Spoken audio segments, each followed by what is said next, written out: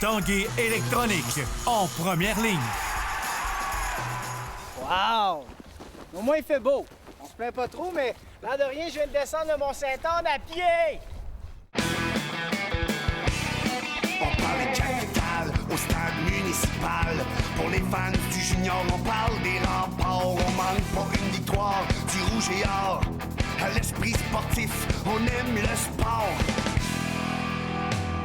Salut et bienvenue à l'Esprit sportif. Aujourd'hui à l'émission, on vous parle de boxe et de Ultimate Frisbee, un très gros tournoi d'Ultimate qui prend place à Québec dans les prochains jours. On vous en reparle un peu plus tard dans l'émission. Tout d'abord, le week-end dernier, à la station de ski Le Relais, avait lieu une compétition du réseau universitaire québécois. Bien sûr, l'équipe du Rouge et Or de l'Université Laval est en action. On en a profité pour faire une petite mise à jour de leur saison avec eux.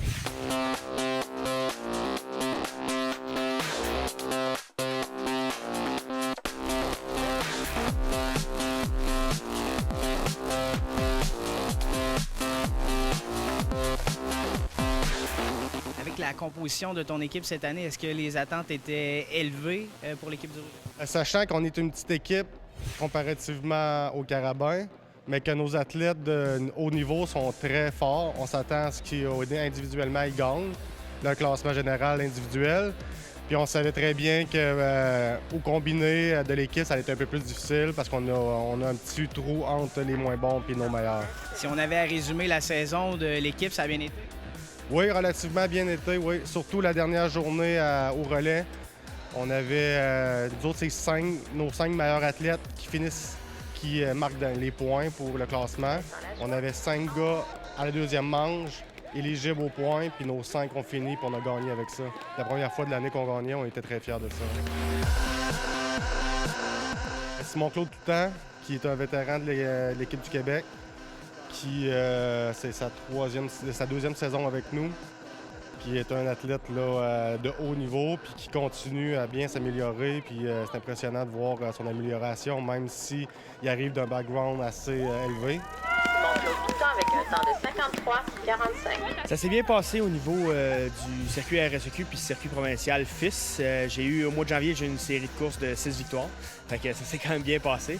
Puis j'en ai repris une autre là, au niveau RSEQ, j'ai 5 victoires en ligne. Fait que on continue sur une bonne lancée. Là. Une domination totale au circuit FIS, qui est le circuit québécois de haut niveau. Et au RSEQ, c'est sa 5e victoire d'affilée, là, qui est le record est de 6. Il s'enligne pour battre ça aux prochaines. Si tu avais à me donner un fait saillant de ta saison cette année jusqu'à maintenant. C'est sûr que ma lancée de 6 victoires en ligne, ça a été quand même grand pour moi. Mais là, il y a les Canadiens aussi qui s'en viennent, le championnat canadien qui s'en viennent au fin mars. Puis ça, j'ai vraiment hâte d'y aller et essayer de performer. Côté féminin, on a Stéphanie Gould qui arrive de l'équipe du Québec fraîchement. Qu'elle est éligible sur l'équipe de développement, a décidé de venir pour les études. Stéphanie Gould à l'arrivée. Ma meilleure course à date, c'était sûrement aux Universiades, le slalom géant. C'était vraiment c'était un set qui était quand même difficile dans le matin. Puis notre coach a dit, faites juste finir parce que vous allez finir dans le top 10 ou en tout cas. Fait que j'ai fini par finir 8. Puis non, ça c'était un peu ma highlight. Mais je sais pas, on pourrait avoir d'autres highlights à la fin de la saison. Laurence Vallerand, qui est sa 3e saison, notre capitaine. Elle, c'est ses 2e universiades cette année. L'année passée, les universiades de 2013, elle s'est blessée à l'entraînement là-bas. Elle a blessé une cheville, puis là, ça a perduré jusqu'à cette saison. Et peut-être une saison en dents de scie pour elle, mais elle continue toujours à se battre, puis c'est une belle marque de détermination. À l'arrivée, Laurence Vallerand de l'Université Laval. J'ai terminé 6 et 5e universitaire, donc pour moi, c'était quand même acceptable. Est-ce que c'est plus facile de performer quand la course est tout près ou ça change à peu près rien? Je pense pas que ça change quelque chose. C'est sûr qu'on est plus habitué de s'entraîner au relais ou à Stoneham. C'est plaisant d'être chez nous à la maison. Mais pour moi, qu'on soit n'importe où, c'est souvent des montagnes où on a souvent compétitionné, comme autant au Mont-Tremblant la fin de semaine prochaine. Donc c'est toujours plaisant. Vous étiez au relais la fin de semaine dernière. Qu'est-ce qui reste là, dans le calendrier de l'équipe de ski alpin du Rouge? Il reste les finales à Mont-Tremblant, les 2 derniers géants. La dernière journée, ça va compter pour la finale. Les points vont de double. Ça, c'est très, très important de gagner cette course-là. Puis peut-être avec ça, on va avoir une chance de gagner au classement général. Bonne fin de saison. Merci. Bye. Que 5 matchs à faire pour les Remparts en saison régulière. Hier soir, ils étaient à Shawinigan pour affronter les Cataractes. Le premier but appartient au Diable Rouge. Anna Murney fait une passe parfaite à Kurt Etchegaray. C'est 1-0. 52 secondes plus tard, les Cataractes en avantage numérique nivelent la marque. Christophe Lalonde bat Zachary Foucalé entre les jambières. En deuxième période, Dylan Labbé y va d'un puissant lancer frappé de la ligne bleue. C'est 2-1 et c'est suffisant pour une victoire des Cataractes sur les Remparts. Rappelons qu'Anthony Duclair n'était pas en uniforme hier soir. Prochain match vendredi 19h au Colisée Pepsi contre Rouyn-Noranda. Après la pause à l'esprit sportif, de la boxe et du Ultimate Frisbee. On revient dans 3 minutes 30.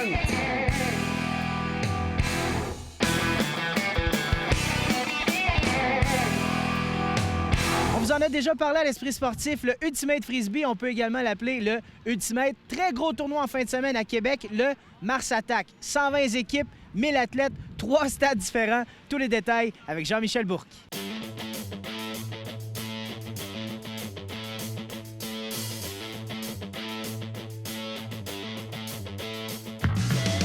Antoine, qu'est-ce que c'est Mars Attack 2015?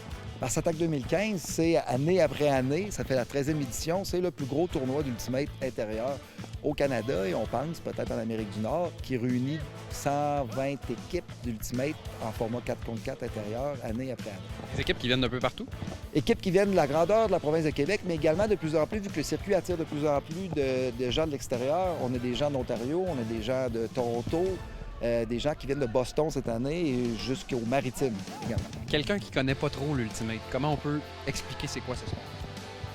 C'est un mix parfait entre, je vous dirais, le soccer et le football américain, sans contact, évidemment. Donc, l'objectif est de faire un point en attrapant le 10 dans la zone de but, tout en progressant par la passe jusqu'à la zone de but. Si le disque est échappé ou est intercepté, l'équipe adverse repart avec le disque. Donc, l'objectif est de faire un point dans une zone de but, un toucher à la football américain.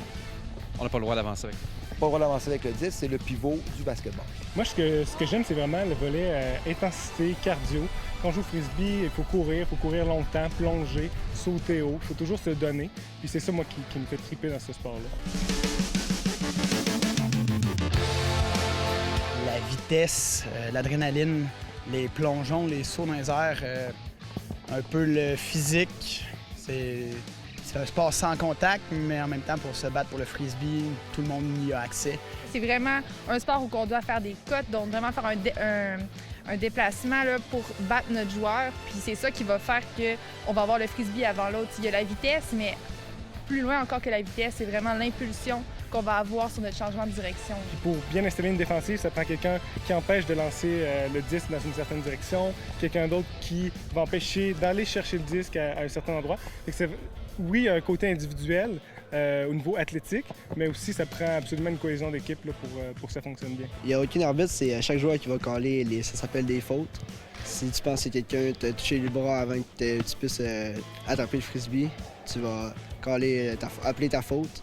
Puis après ça, on va discuter. Puis si la faute est acceptée, ben c'est comme si je l'avais attrapé. Il n'y a pas d'arbitre, là, c'est de l'auto-arbitre. Il n'y a jamais d'arbitrage, fait que c'est ça qui est plaisant. Ça émerge, grande croissance. Au Québec, on parle d'une croissance de joueurs d'environ 10 par année depuis une dizaine d'années. Il y a une ligue professionnelle qui est en train de s'installer d'Ultimate. Il y a 2 ligues, en fait, professionnelles en Amérique du Nord. Le AUDL, dans laquelle le Royal de Montréal évolue, et une autre ligue, le MLU également. Donc, c'est en train de naître. On en voit de plus en plus. L'Ultimate, c'est un sport qui est mixte. Puis de plus en plus, il y a des équipes féminines. Donc, une équipe féminine aussi à Québec, du nom de Karma. Puis on participe à des tournois, nous autres aussi. Puis il y a aussi le volley mix. Puis justement, le Mars Attack, dans la fin de semaine, c'est un tournoi qui est mixte. Ouais. C'est ça qui est le fun aussi. Vous êtes un couple dans la vie, mais vous pouvez jouer ensemble à ce sport-là. Oui, c'est ça. C'est le fun, on peut jouer ensemble. Généralement, à la semaine, on joue ensemble dans des ligues comme ça. Puis les tournois, comme en fin de semaine, par contre, on va jouer contre. On aime ça un peu aussi la compétition dans le couple, voir c'est qui le meilleur. Généralement, les gars en défensive vont prendre d'autres gars, les filles vont prendre des filles. Puis aussi, ce qui est intéressant, on essaie de jouer un peu sur les forces, les faiblesses des équipes, mais aussi des joueurs. C'est-à-dire que souvent, dans des équipes, ils vont avoir des filles qui vont être plus fortes. Alors, on va essayer de jouer avec nos filles. Des fois, c'est les gars qui vont être plus forts, donc on va jouer un peu plus avec les gars. Fait que ça permet aussi d'aller chercher comme ça, aller faire un match-up, c'est-à-dire, par exemple, de l'autre côté, moi, je pense que je suis capable d'être meilleur que l'autre gars, ou une fille qui est capable d'être meilleure que l'autre fille, mais on va jouer sur ces éléments-là. Pour des besoins climatiques, au Québec, ici, on n'a pas le choix. On a adapté l'Ultimate, qui est normalement joué sur une grande surface en format 7 contre 7, en format 4 contre 4.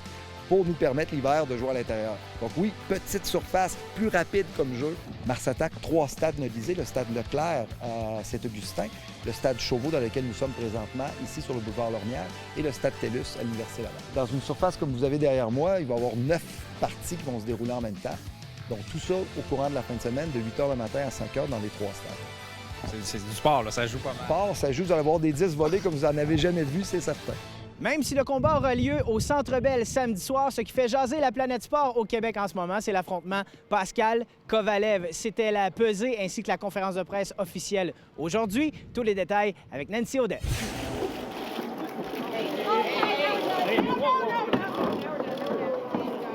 Pascal n'a pas apprécié la casquette de Sergei Kovalev dans son visage. Alors que le Russe lui demandait de garder ses distances, le Québécois lui disait de le respecter. En faisant le face-à-face, il a mis le bout de sa casquette sur mon nez. Alors, c'est un manque de respect. J'ai juste essayé d'enlever sa casquette pour qu'on puisse faire le face-à-face normalement, comme les boxeurs le font. Aujourd'hui, le clan Pascal a condamné les propos tenus par l'entraîneur de Kovalev au cours des derniers jours. John David Jackson a dit que le Québécois n'était pas allé à la bonne école et qu'il avait plusieurs lacunes. L'entraîneur américain tente-t-il de déstabiliser Jean-Pascal? On commence à attaquer gratuitement les gens de l'autre équipe. C'est de la nervosité. On ne sait pas trop comment, justement, déstabiliser. On sent ce besoin-là de déstabiliser l'adversaire absolument avant le combat. Ou encore, c'est un manque de classe totale. Je vais le laisser choisir c'était quelle leur option à eux. Kovalev, lui, semble plutôt amusé. Comme son entraîneur, il croit qu'il pourra profiter des faiblesses de son adversaire samedi soir. If John thinking like that, it's true. I believe to him. L'enjeu est majeur. Kovalev mettra ses 3 ceintures à l'enjeu. Il est donc normal que la tension monte d'un cran à quelques jours du duel. On ne joue pas à la ringuette, c'est un match de boxe. On va se taper dessus samedi soir. Alors c'est sûr que la pression, la tension monte, mais je pense que c'est juste le fun pour les fans. Le prochain rendez-vous s'annonce fort intéressant et ce sera lors de la pesée officielle vendredi. On vous présentera ce dernier face-à-face entre les 2 boxeurs avant leur duel à 13h sur les ondes de TVA Sport. Nancy Audet, TVA Sport, Montréal. Et c'est déjà tout pour l'Esprit sportif. Demain à l'émission, on vous parle de pickleball. Vous ne savez pas c'est quoi? Soyez à l'écoute demain, 23h35. Ici Jonathan Fournier. On se dit à demain. Ciao!